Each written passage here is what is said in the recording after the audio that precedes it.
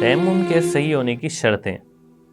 ہر عمل کے صحیح ہونے کی کچھ شرطیں ہوتی ہیں. جیسے شرائط نماز آپ کو یاد ہوں گے کہ نماز شروع کرنے سے پہلے شرائط نماز کو دیکھا جاتا ہے.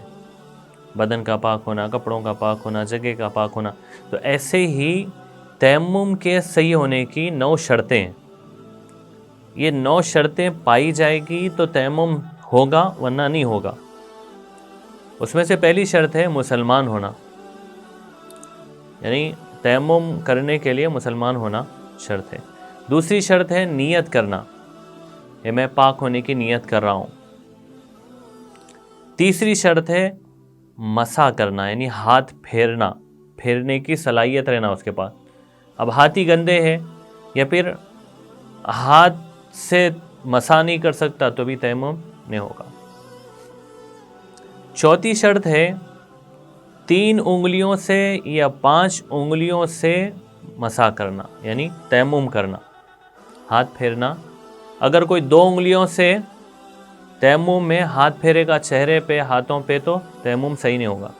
کم از کم 3 انگلیاں یا 5 انگلیاں. پانچویں شرط ہے مٹی یا اس کی جنس کا موجود ہونا.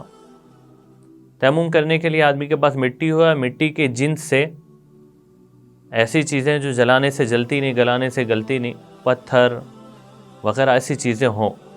ایسی چیزیں کچھ بھی اس کے پاس نہیں ہے تو بھی وہ تیمم صحیح نہیں ہوگا اس کا. چھٹویں شرط ہے مٹی کا پاک ہونا، پاک کرنے والی مٹی ہونا.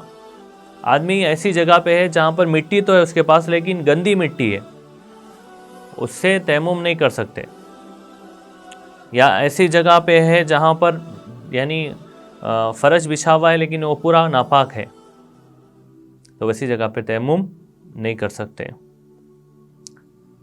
تو تیمم کے صحیح ہونے کی 7ویں شرط یہ ہے کہ پانی کا مفقود ہونا، یعنی پانی نہیں ہے آدمی کے پاس، یا پھر پانی کے استعمال پر قادر نہیں ہے آدمی.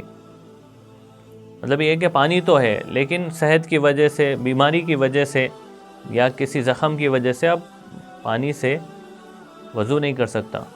تو پانی ہے نہیں، یا پھر پانی موجود ہے لیکن عذر کی وجہ سے وہ پانی استعمال نہیں کر سکتا، تو بھی تیمم سے ہوگا. تو تیمم کے صحیح ہونے کی یہ 7ویں شرط ہے. 8ویں شرط ہے حیض و نفاس اور حدث سے خالی وقت میں تیمم کرنا. مطلب یہ ہے کہ ابھی جو ہے یعنی کوئی عورت حیض میں ہے اور وہ تیمم کرنا چاہ رہی ہے تو تیمم اس کا صحیح نہیں ہوگا. حیض و نفاس سے پاک ہونے کے بعد تیمم کریں گے تو تیمم صحیح ہوگا.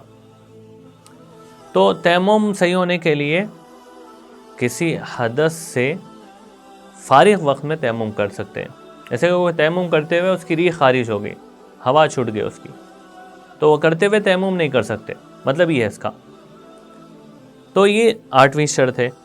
9ویں شرط ہے اعضائے تیمم پر ایسی چیز کا نہ پایا جانا کہ جو چمڑے تک مسح کرنے میں مخل ہو جائے. مطلب یہ ہے کہ کریم لگا ہوا ہے ہاتھ پہ، اب ہم تیمم میں پھیر رہے ہیں جلد تک، یعنی ہمارے جو یہ چمڑا ہے چمڑے تک اب ہاتھ نہیں جا رہا، یعنی مسح نہیں ہو رہا ہے، تو تیمم صحیح نہیں ہوگا.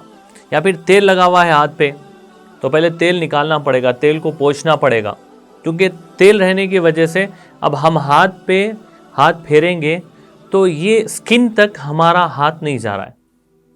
تو یہ 9ویں شرط ہے کہ چہرے پر، ہاتھوں پر کوئی چیز لگی بھی نہیں ہو، کوئی کریم، دوا، کوئی جو ہے یعنی کوئی تیل وغیرہ.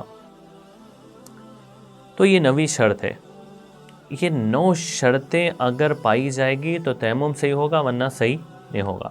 اس کی اور بھی تفصیل فتاوی شامی والیوم نمبر 1 پیج نمبر 393 پر لکھی ہوئی ہے.